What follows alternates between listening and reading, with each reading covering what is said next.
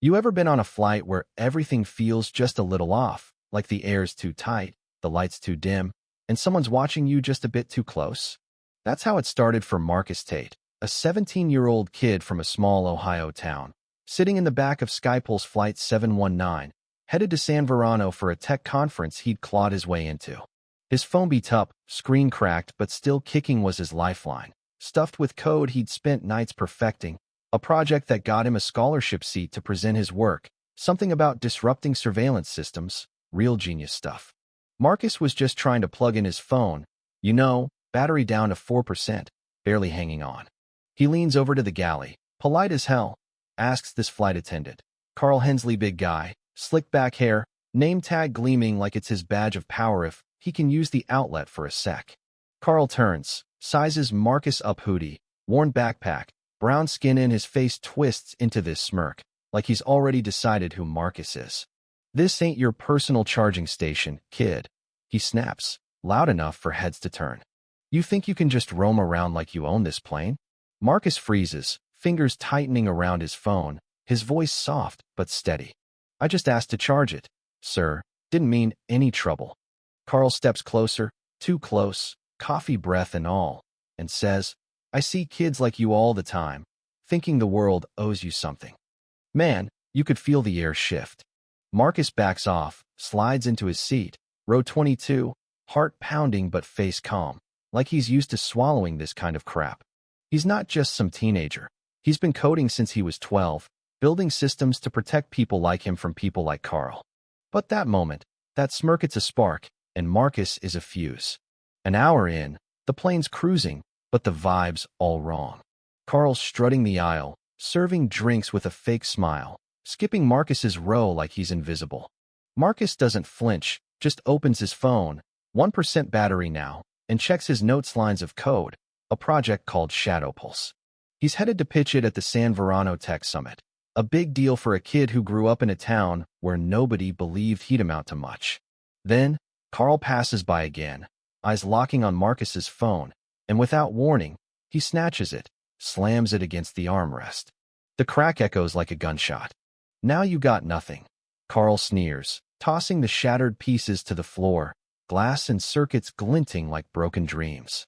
Passengers gasp, some freeze, others look away, scared or just not wanting the drama. Marcus doesn't move, doesn't scream, just stares at the wreckage. His whole world is code, his proof, his voice smashed in seconds. But inside, something's clicking. See, Marcus built a failsafe, a backup in his phone's core, coded to trigger if it ever took a hit like that. He didn't trust the world to be fair, so he made his own justice. 6 minutes later, the plane's lights flicker once, twice, then dim to a creepy glow.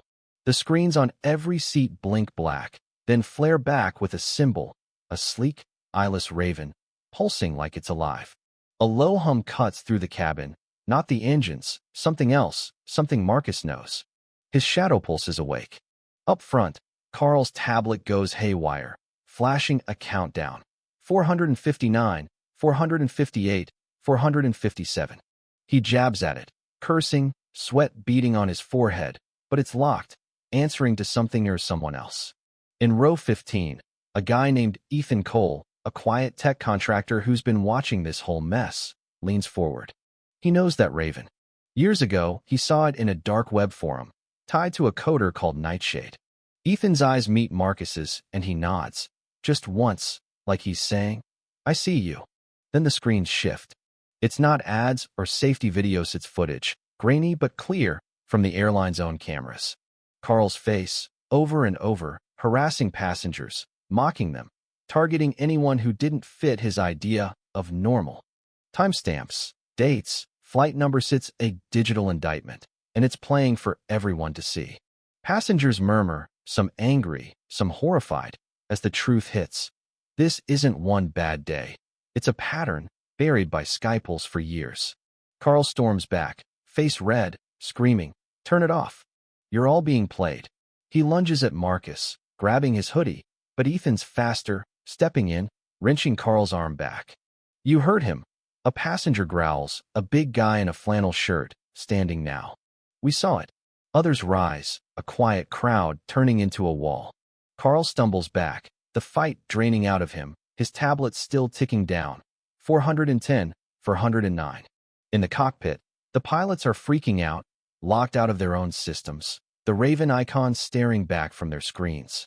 Marcus stands, calm as ever, pulling a tiny glowing chip from his sock, plugging it into a galley panel.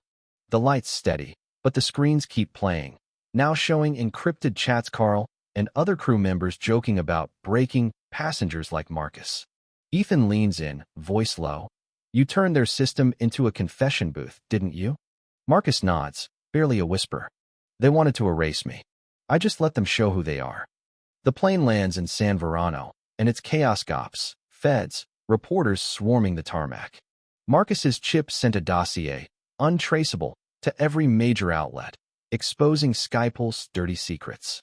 Carl's cuffed, his smug face gone pale as cameras flash.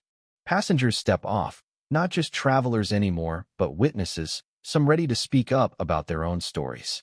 Marcus slips through the crowd, unnoticed, his work done. Days later, regulators tear into Skypulse, uncovering years of buried complaints. Marcus's Shadow Pulse code spreads online, a blueprint for truth, sparking a movement. He doesn't talk to the press, just uploads a video 90 seconds of code, no face, with one line. Silence is only a weapon if you let it be. Now, I'm sitting here, thinking about Marcus, a kid who turned a broken phone into a revolution. What would you do if someone tried to silence you? Drop it in the comments. Let's talk about fighting back, about justice, about what happens when the underdog flips the script. Hit that subscribe button if you believe truth shouldn't stay grounded.